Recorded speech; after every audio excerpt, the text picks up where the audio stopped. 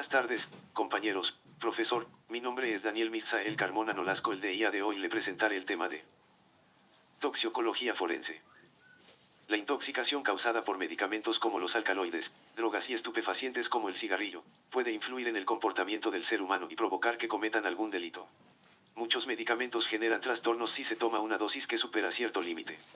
Según el tipo de medicamento o droga, estos efectos son más o menos graves.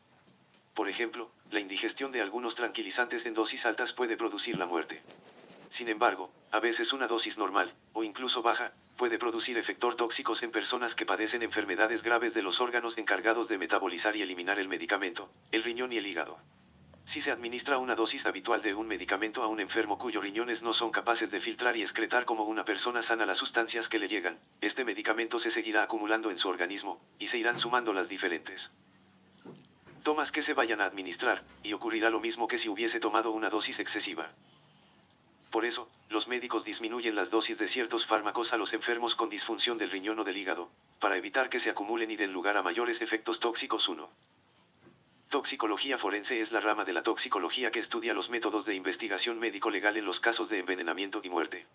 Muchas sustancias tóxicas no generan ninguna lesión característica, de tal manera que si se sospecha alguna reacción tóxica, la investigación visual no sería del todo suficiente para llegar a una conclusión.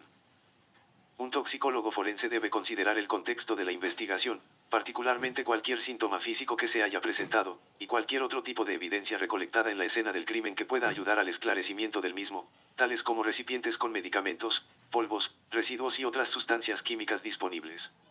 Con dicha información y con las muestras de evidencia, el toxicólogo forense debe entonces determinar cuáles sustancias tóxicas están presentes en ellas, bajo qué concentraciones, y cuáles serían los efectos de dichas sustancias en el organismo humano. Determinar la naturaleza de alguna sustancia ingerida no es normalmente una tarea fácil, ya que es muy raro que una sustancia química permanezca intacta después de ser ingerida sin antes haber sido metabolizada por los procesos naturales del cuerpo humano.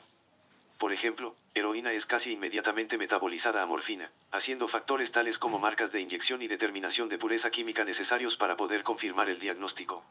La sustancia también pudo haber sido diluida mientras se dispersa en todo el cuerpo, mientras que una pastilla u otra dosis regulada de algún fármaco tenga gramos o miligramos del ingrediente activo. Una muestra individual bajo investigación puede que solo tenga microgramos o nanogramos. Ahora les presentaré el tema de sexología forense. Para entender la sexología forense definiremos primero qué es sexología. Sexología es la rama de la medicina que se encarga del estudio de la sexualidad humana. Sexualidad es la manera de experimentar y satisfacer el impulso sexual. Aspectos de la sexualidad: identidad de género, forma en que tu cerebro interpreta quién eres; expresión de género, forma en que te vistes y te comportas; sexo biológico, características físicas biológicas; orientación sexual, se refiere al tipo de persona que te sientes atraída física, emocional, espiritual y románticamente. Sexología forense comprende el estudio de los sexos y los estados intersexuales, hermafroditismo, pseudohermafroditismo, y todas las cuestiones médico-legales con ellos relacionados, parte de los conocimientos anatómicos, fisiológicos, sociales y psicológicos y psicopatológico de la sexualidad y la sensualidad humanas, vinculados a estructuras, hechos y conductas que adquieren interés jurídico. ¿Por qué estudiar la sexualidad? La comprensión jurídica debe partir del estudio científico de la conducta humana, con todos sus componentes, factores y sustratos, para el discernimiento sobre lo legal o no legal de la conducta sexual, apoyándose en el conocimiento del médico forense, de la experticia criminalística que arrojen las investigaciones que se generen por un acto que puede ser considerado como anormal. Instintos del hombre es un impulso o tendencia al sexo contrario.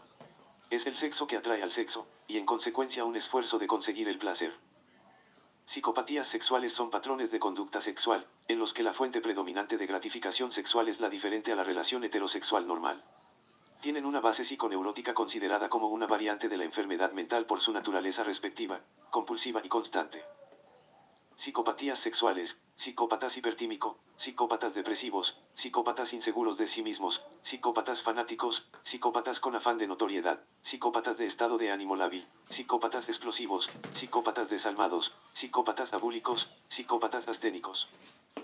Violación: quien por medio de violencias o amenazas haya constreñido a alguna persona, de uno o de otro sexo, a un acto carnal por vía vaginal, anal u oral, o introducción de objetos por alguna de las dos primeras vías, o por vía oral se le introduzca un objeto que simule objetos sexuales, el responsable será castigado, como imputado de violación, con la pena de prisión de 10 años a 15 años. Si el delito de violación aquí previsto sea cometido contra una niña, niño o adolescente, la pena será de 15 años a 20 años de prisión. Violación cuando la víctima sea especialmente vulnerable, por razón de su edad o situación, y en todo caso, cuando sea menor de 13 años. O que no haya cumplido 16 años, siempre que para la ejecución del delito, el responsable se haya prevalido de una relación de superioridad o parentesco, por ser ascendente, descendente o hermano, por naturaleza o adopción, o afines. Con la víctima. O que hallándose detenida o detenido, condenada o condenado, haya sido confiado o confiada a la custodia del culpable. O que no estuviera en capacidad de resistir por causa de enfermedad física o mental, por otro motivo independiente de la voluntad del culpable o por consecuencia del empleo de medios fraudulentos o sustancias narcóticas o excitantes de que éste se haya valido. Violación es un delito de acción privada solo enjuiciable a instancia de la parte agraviada, sin embargo, se convierte en un delito de acción pública cuando, 1. El delito ocasiona la muerte de la víctima. 2. Se hace pública. 3. El padre, tutor o funcionario público se hubieren prestado para cometer el hecho. Recae en una persona del sexo masculino. Violación de una niña. Violación de una adulta no virgen. Violación de un varón a otro varón. Requisitos de la violación: la realización del acto carnal bastando la transposición de la vulva, es decir, no es necesario que haya penetración total. Es necesario que la persona esté viva porque de otra forma se trataría de otra figura, necrofilia. No es necesario que la mujer sea virgen. Falta de consentimiento por parte de la víctima. Intención del victimario de penetrar los órganos genitales. Tipos de violación: violencia física, empleo de la fuerza material sobre el cuerpo del ofendido, para vencer sus resistencias a sufrir el acto carnal.